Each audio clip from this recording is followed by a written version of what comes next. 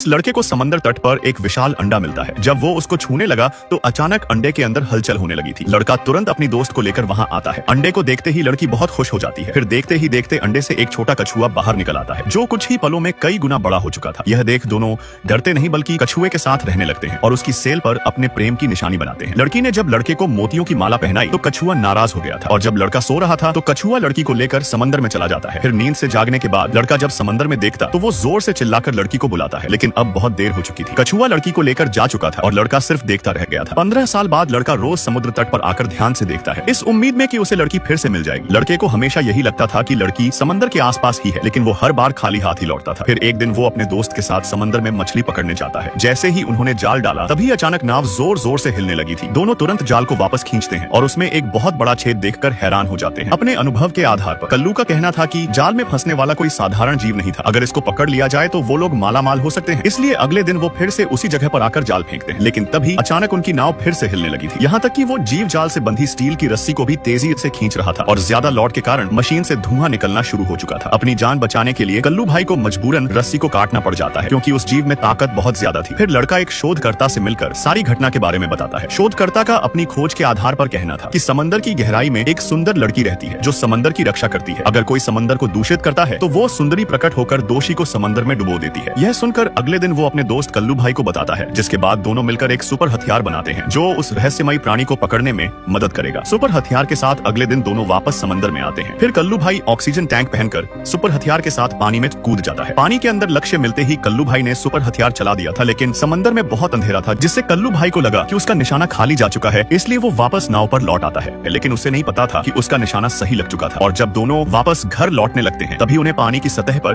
कुछ अजीब आता हुआ दिखाई देता है। जब उन्होंने ध्यान से देखा तो यह वही विशाल कछुआ था जिसको यह लोग खोज रहे थे। तभी कल्लू भाई हथियार से कछुए पर हमला कर देता है। कछुआ उसके जाल में फंसा हुआ था। कल्लू भाई तुरंत फोन करके और शिकारी को बुलाता है। देखते ही देखते शाम हो गई थी। लड़का जब बाहर खड़ा था तभी एक लड़की उसके पीछे आती है। उसने मुड़कर देखा तो यह लड़की उसके बचपन का प्यार था, जिसको देखकर लड़का बहुत खुश हो जाता है। उसे पता चला कि उसकी प्रेमिका समंदर की देवी है और विशाल कछुआ उसका वाहन था जो उन्होंने बचपन में देखा था। तभी वहाँ पर एक हेलीकॉप्टर आता है जिसमें शिकारी कछुए को पकड़ने आए थे, लेकिन कछुए का आकार देखकर उनकी पेंट गीली हो जाती है। तभी कछुए ने हेलीकॉप्टर को तोड़ दिया था, जिसकी आवाज सुनकर कल्लू भाई जाग जाता है। फिर विशाल कछुए ने उसकी नाव को भी पलट दिया था। लड़के को एक बोट मिल चुकी थी जिस पर कल्लू भाई लटका हुआ था। तभी कछुआ वहाँ पर आता है, जो बहुत गुस्से में था। वो कल्लू को खींचकर समंदर की गहराइयों में ले जाता है। फिर समंदर की देवी लड़के को किनारे पर ले आती है। उसकी वजह से लड़के की जान खतरे में आ चुकी थी, इसलिए वो फिर से ना मिलने का फैसला कर चुपचाप वापस समंदर में लौट जाती है और उनकी प्रेम कहानी अधूरी रह जाती है। यह आदमी एक ऐसे टापू पर फंसा हुआ था जहाँ सिर्फ लड़कियां ही लड़कियां रहती थी। आदमी उन सारी लड़कियों से दूर भाग रहा था, क्योंकि वो जानता था कि सारी लड़कियां मिलकर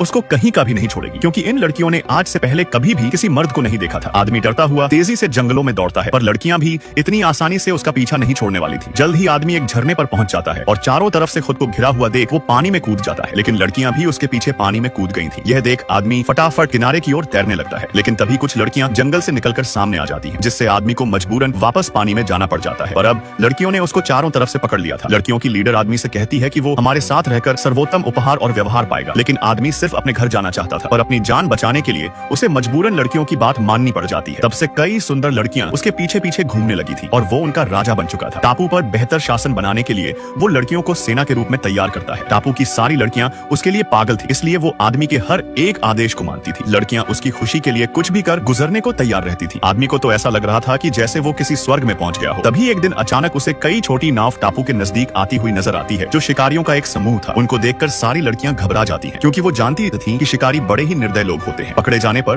वो उनको नोच डालेंगे। लड़कियों को डरता देख आदमी तुरंत सबको शांत रहने के लिए कहता है और कहता है कि उसके पास जंगली लोगों से बचने का एक तरीका है। वो लड़कियों को बोर्ड लेकर शिकारियों को टापू से भगाने को कहता है। जंगली नेता बहुत गुस्से में था, क्योंकि 10 सालों से टापू पर छिपी हुई लड़कियां आज उनका सामना कर रही थी। इसलिए जंगली नेता खुद आकर लड़कियों को हथियार डालने को कहता है, वरना वो पूरे टापू को तबाह कर देगा। नेता को लगा कि वो लड़ेंगी, लेकिन लड़कियां हार मानकर उनका कब्जा स्वीकार कर लेती हैं। फिर सारे जंगली लोग लड़कियों के पीछे जंगलों में जाते हैं। जंगली शिकारी आदमी के जाल में फंस चुके थे। उनके जाने के बाद आदमी लड़कियों की दूसरी टीम को उनकी नावों को तोड़ने के लिए भेजता है। उसी समय जंगली लोग एक मूर्ति के पास पहुंच चुके थे। नेता घुटने टेक कर उनकी पूजा करता है और अपनी रक्षा के लिए प्रार्थना करता है। फिर उठकर उसने सभी लड़कियों को पकड़ने का आदेश दे दिया था, क्योंकि वो अपने कबीले की संख्या बढ़ाना चाहता था। लड़कियां बचकर इधर उधर भाग रही थी कि तभी अचानक मूर्ति से एक अजीब आवाज आती है, जिसे सुनकर जंगली नेता हैरान था। तभी मूर्ति की आंखों से तेज रोशनी निकलने लगी थी, जिसको देखकर जंगली नेता बहुत गुस्सा हो जाता है और मूर्ति को कोसने लगता है। तभी मूर्ति के मुंह से आग निकलने लगी थी, जिसमें शिकारी जलते जलते बच बचे थे। तभी मूर्ति से ठंडी हवा भी निकलती है जिसमें नेता की कुल्फी जम गई थी और फिर अचानक मूर्ति के मुंह से तेज पानी निकलने लगा था जिसने जंगली नेता को कई मीटर दूर फेंक दिया था। दरअसल यह सारे चमत्कार आदमी कर रहा था। वो पानी का पाइप लेकर मूर्ति से बाहर निकल आता है और जंगली शिकारी पर ऐसा हमला करता है जिससे सारे लोग डरकर तुरंत नाव की ओर दौड़ पड़ते हैं। लेकिन आखिर तक आदमी ने सारे जंगली शिकारियों की बैंड बजाकर रख दी थी, जिसके बाद टापू फिर से खुशहाल स्थिति में लौट आया था। आदमी लड़कियों के साथ जश्न मना रहा था। वो उनके साथ नाचता गाता है और खूब मजे करता है, पर उसे समझ आ चुका था कि लड़कियां उसे हमेशा के लिए टापू पर ही रखना चाहती हैं, जिससे आदमी तुरंत वहां से भागने का फैसला करता है। ये देख लड़कियां गुस्से में भाले लेकर उसके पीछे दौड़ने लगी। आदमी उनके हमलों से बचते हुए आगे भागे जा रहा था, तभी किस्मत से उसको आकाश में एक हेलीकॉप्टर दिखाई दे जाता है। वो तुरंत किनारे जाकर जोर जोर से चिल्लाने लगा था। हेलीकॉप्टर के पायलट ने उसे देख लिया था। वो बचाव के लिए तुरंत एक रस्सी नीचे फेंकते हैं। लड़कियों की सेना भी किनारे तक पहुंच चुकी थी, मगर आदमी सफलतापूर्ण हेलीकॉप्टर पर चढ़ जाता है और लड़कियों की इस टापू से बचकर निकल